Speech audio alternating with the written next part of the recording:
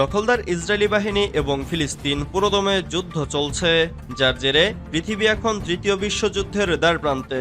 দর্শক, আমাদের হাতে এসেছে ভয়ঙ্কর সব আপডেট আন্তর্জাতিক সংবাদ। প্রথমেই জানিয়ে দিব সংবাদ শিরোনাম। যুক্তরাষ্ট্রের সহায়তায় ইরানকে প্রতিহত করতে প্রস্তুত ইসরায়েল।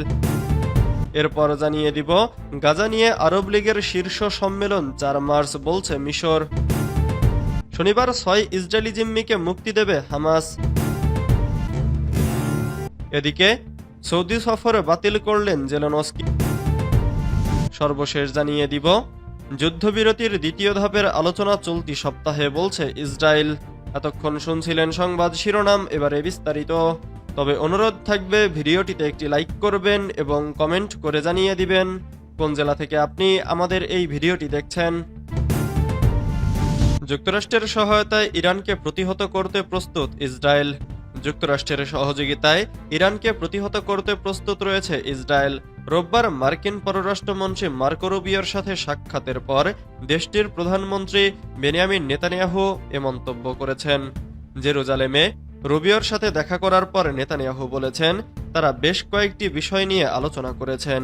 এর মধ্যে ইরানের বিষয়টি ছিল সবচেয়ে গুরুত্বপূর্ণ। ইসরায়েলি প্রেসিডেন্ট বলেন ইরানের হুমকি মোকাবেলায় কাঁধে কাঁধ মিলিয়ে কাজ করবে ইসরায়েল। তিনি আরো বলেন, আমরা এই বিষয়ে একমত হয়েছি যে ইরানের কাছে পারমাণবিক অস্ত্র থাকা উচিত নয় এবং এই অঞ্চলে ইরানের আগ্রাসন প্রতিহত করতে হবে। রুবিও বলেছেন প্রতিটি উগ্রবাদী দলের প্রতি ইরানের সমর্থন রয়েছে। তারা এই অঞ্চলের লক্ষ লক্ষ মানুষের জন্য শান্তি ও স্থিতিশীলতার জন্য হুমকি স্বরূপ। উল্লেখ্য, ইসরায়েল ও ইরানের মধ্যে কয়েক দশক ধরে পরোক্ষ যুদ্ধ চলমান। তারা পরস্পরে প্রক্সি যুদ্ধে লিপ্ত। তারা সুযোগ বুঝে একে অন্যকে জলস্থল ও আকাশপথে হামলা চালিয়ে থাকে। শনিবার 6 ইসরায়েলি জিম্মিকে মুক্তি দেবে হামাস। আগামী শনিবার 6 ইসরায়েলি জিম্মিকে মুক্তি দেবে বলে জানিয়েছে ফিলিস্তিনের স্বাধীনতাকামী সংগঠন হামাস। হামাস নেতা খলিল আল হায়া জানিয়েছেন বেশ কয়েকশো ফিলিস্তিনি জিম্মির বিনিময়ে এই 6 ইসরায়েলিকে ছাড় দেওয়া হবে। খবর দ্য গার্ডিয়ান। 3 ধাপের যুদ্ধবিরতি চুক্তির প্রথম ধাপে 33 ইসরায়েলি জিম্মিকে মুক্তি দেওয়ার কথা।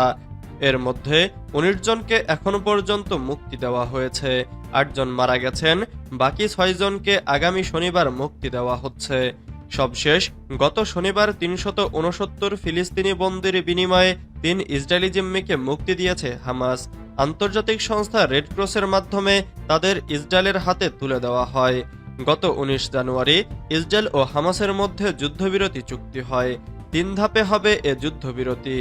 এর মধ্যে প্রথম ধাপ চলবে 42 দিন। প্রথম ধাপের 16 দিনের মাথায় দ্বিতীয় ধাপের আলোচনা শুরু হওয়ার কথা থাকলেও তা এখনো শুরু হয়নি। তবে আলোচনা কয়েক দিনের মধ্যে শুরু হবে জানিয়েছেন হামাসের এক কর্মকর্তা। গাজা নিয়ে আরব লীগের শীর্ষ সম্মেলন 4 মার্চ, বলছে মিশর। গাজার পরিস্থিতি নিয়ে আনুষ্ঠানিক বিশেষ আরব লীগ সম্মেলন, যা আগামী সপ্তাহে হওয়ার কথা ছিল, তা পিছিয়ে যাচ্ছে। এক ঘোষণায় এই সম্মেলনের উদ্যোক্তা মিশর জানিয়েছে সম্মেলন 4 মার্চ অনুষ্ঠিত হবে। মিশরের পররাষ্ট্র মন্ত্রণালয় জানিয়েছে নতুন তারিখটি আরব লীগ সদস্য দেশগুলোর সঙ্গে আলোচনা করে নির্ধারণ করা হয়েছে, যা সম্মেলনের জন্য মূলত এবং লজিস্টিক প্রস্তুতির অংশ হিসেবে ছিল। এই সম্মেলনটি মার্কিন প্রেসিডেন্ট ডোনাল্ড ট্রাম্পের প্রস্তাবের প্রতিক্রিয়া হিসেবে ডাকা হয়েছে, যাতে গাজার যুদ্ধবিধ্বস্ত এলাকা পরিদর্শনের জন্য সেখানে বসবাসকারী ফিলিস্তিনি জনগণকে অন্যত্র, বিশেষ করে মিশর ও জর্ডানে স্থানান্তরিত করার প্রস্তাব রয়েছে। বৃহস্পতিবার সৌদি আরব, মিশর, জর্ডান, কাতার ও সংযুক্ত আরব আমিরাতের নেতাদের আমন্ত্রণ জানিয়ে তাদের গাজার পুনর্নির্মাণ পরিকল্পনা উপস্থাপন করবে, যেখানে ফিলিস্তিনিরা তাদের ভূমিতে থাকবে। ট্রাম্পের গাজার পরিকল্পনা আরব বিশ্বের মধ্যে ক্ষোভ সৃষ্টি করেছে, যা আরব দেশগুলোর মধ্যে বিরল ঐক্যের সৃষ্টি করেছে, যাতে তারা এই প্রস্তাবটি প্রতিরোধ করতে পারে। সৌদি সফর বাতিল করলেন জেলেনস্কি। বুধবার সৌদি আরবে সফরের কথা ছিল ইউক্রেনের প্রেসিডেন্ট ভলোদিমির জেলেনস্কির। একদিন আগে সেই সফরটি বাতিল করলেন তিনি। আগামী 10 মার্চ পর্যন্ত তিনি দেশটিতে সফর করবেন না বলে জানিয়েছেন। মঙ্গলবার ইউক্রেন সংঘাত নিরসনে সৌদিতে রাশিয়া ও যুক্তরাষ্ট্রের প্রতিনিধি দলের মধ্যে 4 ঘণ্টাব্যাপী একটি বৈঠক হয়েছে। এ নিয়ে ক্ষুব্ধ প্রতিক্রিয়া জানিয়েছেন জেলেনস্কি। খবর এনডিটিভি ও আনাদোলু এজেন্সির। গতকাল মঙ্গলবার তুরস্কের রাজধানী আঙ্কারায় তুর্কি প্রেসিডেন্ট রিসেপ তাইব এরদোয়ানের সঙ্গে সাক্ষাতের পর এক যৌথ সংবাদ সম্মেলনে জেলেনস্কি বলেন, রাশিয়া যুক্তরাষ্ট্র বৈঠক আমাদের অবাক করেছে। এর আগেও তিনি শান্তি আলোচনায় ইউক্রেনের অংশীদার না করার ব্যাপারে হুঁশিয়ার করে জানিয়েছিলেন, ইউক্রেনকে ছাড়া কোনো শান্তি আলোচনা মেনে নেবে না তার দেশ। ইউক্রেন যুদ্ধ বন্ধের লক্ষ্যে সৌদি আরবের টানা 4 ঘণ্টা বৈঠকের পর এ আলোচনাকে ইতিবাচক বলেছেন রুশ পররাষ্ট্রমন্ত্রী।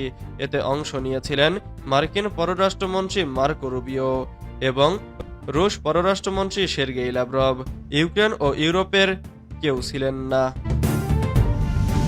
যুদ্ধবিরতির দ্বিতীয় ধাপের আলোচনা চলতি সপ্তাহে, বলছে ইসরায়েল। গাজা যুদ্ধবিরতি চুক্তির দ্বিতীয় ধাপ নিয়ে চলতি সপ্তাহে আলোচনা শুরু হবে বলে জানিয়েছেন ইসরায়েলের পররাষ্ট্রমন্ত্রী গিডিয়ন সার। গতকাল মঙ্গলবার এক সংবাদ সম্মেলনে তিনি একথা জানান। খবর দ্য গার্ডিয়ান।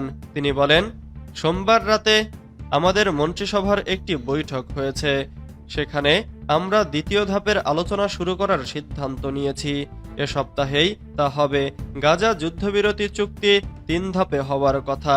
প্রথম ধাপ শুরু হয়েছে গত 19 জানুয়ারি। এর মেয়াদ 42 দিন। তবে প্রথম ধাপের 16 দিনের মাথায় দ্বিতীয় ধাপের আলোচনা শুরু হওয়ার কথা ছিল। সেই সময় পেরিয়ে গেলেও তা হয়নি। এবার দেরিতে হলেও দ্বিতীয় ধাপের আলোচনার ঘোষণা দিয়েছে ইসরায়েল। যুদ্ধবিরতির প্রথম ধাপে 33 ইসরায়েলি জিম্মির মুক্তির কথা ছিল। এখন পর্যন্ত 19 ইসরায়েলিকে মুক্তি দেওয়া হয়েছে। আগামী শনিবার আরও 6 জনকে মুক্তি দেওয়ার কথা জানিয়েছে হামাস। আর 8 জন মারা গেছেন। মৃতদের মধ্যে 4 জনের মরদেহ আগামী বৃহস্পতিবার হস্তান্তর করবে বলে জানিয়েছে হামাস। লেবাননে ইসরায়েলি সেনা প্রত্যাহারে বিলম্ব, জাতিসংঘের কড়া প্রতিক্রিয়া। জাতিসংঘের লেবানন বিষয়ক দূত এবং শান্তিরক্ষা বাহিনী মঙ্গলবার জানিয়েছে, ইসরায়েলের দেরিতে সেনা প্রত্যাহার জাতিসংঘের সেই প্রস্তাব লঙ্ঘন করেছে, যা 2006 সালের হিজবুল্লাহ ইসরায়েল যুদ্ধের অবসান ঘটিয়েছিল এবং সাম্প্রতিক যুদ্ধবিরতির ভিত্তি তৈরি করেছিল। এক যৌথ বিবৃতিতে বলা হয়, আজ ইসরায়েলি প্রতিরক্ষা বাহিনীর প্রত্যাহার এবং লেবাননের সেনাবাহিনীর দক্ষিণ লেবাননে অবস্থান গ্রহণের সময়সীমার শেষ দিন। এই প্রতিক্রিয়ার আরেকটি বিলম্ব আমাদের প্রত্যাশিত ছিল না, বিশেষ করে কারণ এটি জাতিসংঘ নিরাপত্তা পরিষদের 1701/2006 নম্বর এর প্রস্তাবের লঙ্ঘন। মঙ্গলবার ইসরায়েলি বাহিনী দক্ষিণ লেবাননের প্রায় সব এলাকা থেকে সরে যায়, তবে 5টি কৌশলগত অবস্থানে রয়ে গেছে। এতে ধ্বংসস্তূপে পরিণত হওয়া সীমান্ত গ্রামগুলোতে বাস্তুচ্যুত বাসিন্দারা ফিরতে শুরু করেছেন। কাফার কিলায় ফিরে আসা আলা আল জেইন বলেন, পুরো গ্রামটি ধ্বংস হয়ে গেছে। এটি একটি ধ্বংসস্তূপে পরিণত হয়েছে।